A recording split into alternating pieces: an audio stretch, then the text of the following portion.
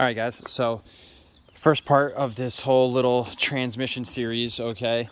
What I've noticed, anytime that I'm jacking the car up and trying to remove the transmission and whatnot, I always have fluid leaking out of this seal here.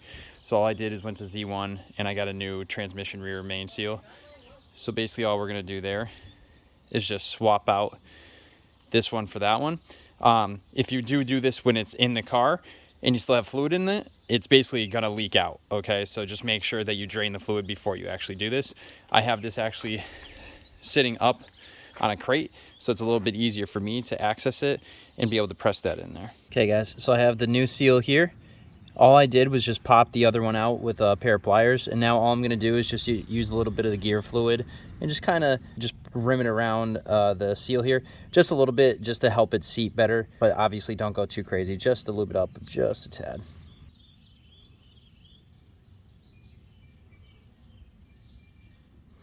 Then all we're gonna do is use our little 3/8 extension, and to press it in, all we're gonna do is just tap around ever so slightly until it's seated properly, and then we're good to go.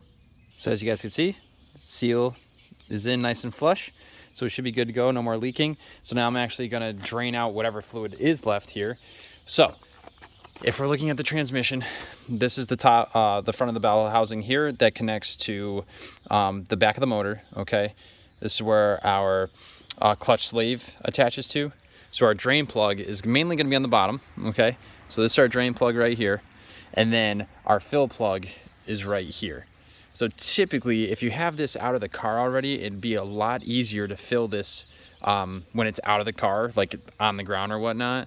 If it's in the car, it's kind of tough because the angle that you have to kind of get in and fill this up, it's kind of a nightmare. So, but what we're gonna do now is break this loose, let that the rest of the fluid drain out, put that back in, put the new fluid in, and then we should be good to go. And as you pull out the drain plug here, it's always good to check it out. As you can see, it is magnetic, so you can kind of see I have a little bit of metal in there and whatnot, but that's actually not bad at all compared to, I drive this car every single day, for the past 6 or 7 years, so it doesn't look bad. And just a word to the wise, you don't want to make these too tight, just because, with the heat and everything, it does kind of tighten them up. And you might need to break the seal a little bit, but I learned that the hard way, so hopefully you guys can learn from my mistakes. But that was a few years back when I first did this. So now, should be good to go. And that's our fill port.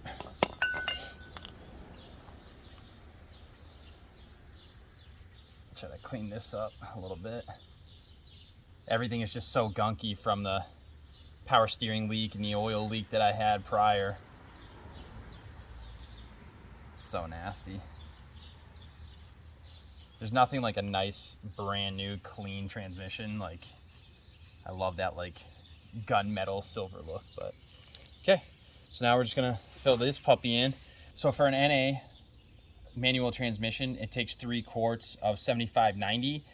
Typically you want to go with Redline. I did not order any Redline this time around, so I'm gonna go with the Lucas full synthetic 75/90 gear fluid. So that's what I'm gonna do. So I'm gonna start putting those in now. So general rule of thumb, when we are filling our transmission, you want to have the transmission as level as possible.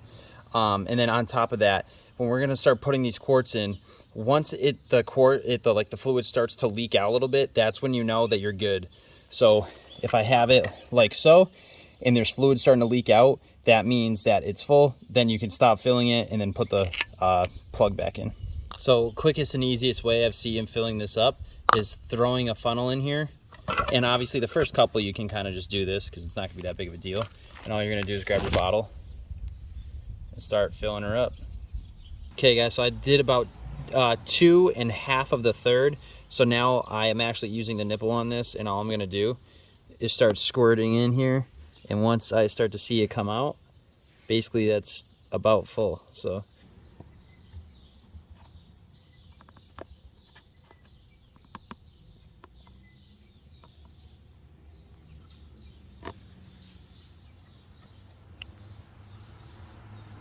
yep, 3's like perfect.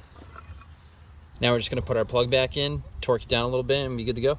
So thanks guys for watching. Again, just make sure you're following these steps of this tutorial. Going off from there, honestly, it's pretty simple. Just take your time again, and if you have any questions, just reach out down in the comments or whatnot. I'll leave a link in the description for the parts where I got them from. And yeah, that's about it, guys. I got some more footage coming up for you guys very shortly, so stay tuned, and can't wait to the next one. If you guys have not subscribed to the channel yet, make sure you hit that subscribe button here. And if you guys are looking for any additional content, all you have to do is click one of the links here. In the meantime, I'll see you guys in the next one. Peace.